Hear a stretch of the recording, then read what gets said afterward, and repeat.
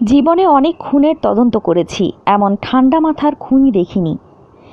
Dhaka metropolitan গোয়েন্দা DB পুলিশের অতিরিক্ত কমিশনার মোহাম্মদ হারুনুর রশিদ বলেছেন, কলকাতার যে আলিশান বাড়িতে ঝিনাইদহ ৪ আসনের সংসদ সদস্য আনারুল আজিম আনারকে হত্যা করা হয়েছে, সেখানে মনে হয় এখনও ঘাতকদের অট্টহাসি শুনতে পাচ্ছি। চাকরি জীবনে অনেক খুনের তদন্ত করেছি, কিন্তু এমন ঠান্ডা মাথার খুনি দেখিনি। মঙ্গলবার ২৮ মে দুপুরে পশ্চিমবঙ্গের কলকাতায় সাংবাদিকদের এসব কথা বলেন ডিবি প্রধান হারুনুর রশিদ। এমপি আনার হত্যাকাণ্ডের রহস্য উন্মোচনে গত রোববার কলকাতায় যান ডিবি প্রধান মোহাম্মদ হারুনুর রশিদের নেতৃত্বে ৩ সদস্যের তদন্ত দল। প্রতিনিধি দলে আরও রয়েছেন ওয়ারী বিভাগের ডিসি মোহাম্মদ আব্দুল আহাদ ও এডিসি শহীদুর রহমান।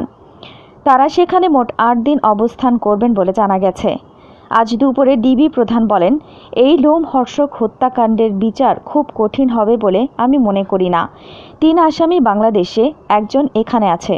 ৪ জনের বক্তব্য, জিজ্ঞাসাবাদে প্রাপ্ত তথ্য, পারিপার্শ্বিক তথ্য মিলেছে। ডিজিটাল তথ্য, পারিপার্শ্বিক এভিডেন্স নিয়ে আমরা কাজ করছি। আমরা এখনও হতাশ নই। কাজ করছি, আশা করছি তার দেহাংশ উদ্ধার সম্ভব হবে। তিনি বলেন, কলকাতার তদন্তকারী সিআইডি কর্মকর্তারা আন্তরিকতার সঙ্গে কাজ করছেন। তারা আজও সার্চ করছেন। আমরাও কিছু অনুরোধ করেছি। সঞ্জীবা গার্ডেন্সের দিকে কাঠের পুলটার পাশে যে হাতিশালা লেক আছে, সেখানে সার্চ করতে বলেছি। পাশাপাশি সংসদ সদস্য আনার যে ফ্ল্যাটে ছিলেন, সেখানেও সার্চ করতে বলেছি। কারণ ওই বাসায় ৩টা কমোড আছে। সেখানে ফ্লাশ করার পর জমা পানি যেন সুয়ারেজ লাইনে জমে, সেটাও ভাঙতে বলেছি। সঙ্গে লেকও সার্চ করতে বলেছি। হারুন আরও বলেন, এমপি আনার হত্যার গুরুত্বপূর্ণ ঘাতক আমাদের কাছে আছে। সঙ্গে যে মেয়েটা ছিল, সেও আমাদের কাছে আছে। তারা আমাদের বেশ কিছু গুরুত্বপূর্ণ তথ্য দিয়েছে। সেই তথ্যগুলো নিয়ে আমরা কিন্তু কলকাতায় এসেছি। আমরা কিন্তু সেখানে সিআইডির সদর দপ্তর সফর করেছি। তাদের হাতে গ্রেপ্তারের আসামি জিহাদকে জিজ্ঞাসাবাদ করেছি।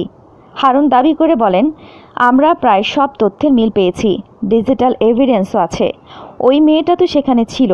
একটা জীবন্ত মানুষ সেখানে গেছেন। ছবি, সিসিটিভি ফুটেজ তো আছে। সবাই বের হলেন, কিন্তু এমপি আনার বের হলেন না, সেটারও তো প্রমাণ আছে। তাছাড়া তারা তো সন্দেহজনক ব্যাগ নিয়েও বের হয়েছেন।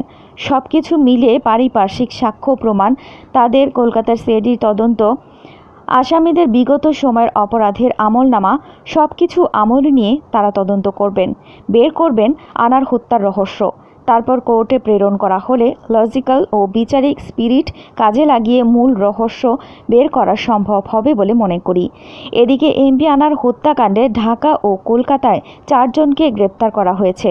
বাংলাদেশে গ্রেপ্তারকৃতরা হলেন আমানুল্লাহ আমান ওরফে শিমুল ভুইয়া, তানভীর ও শিলাস্তি রহমান।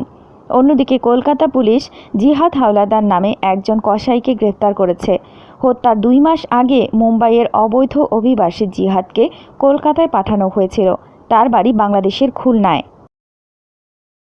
এরকম আরও অনেক ভিডিও পেতে নিউজ এক্সপোজার টিভির সাথেই থাকুন। চ্যানেলটি সাবস্ক্রাইব করুন এবং সাথে বেল আইকনটি বাজিয়ে দিন।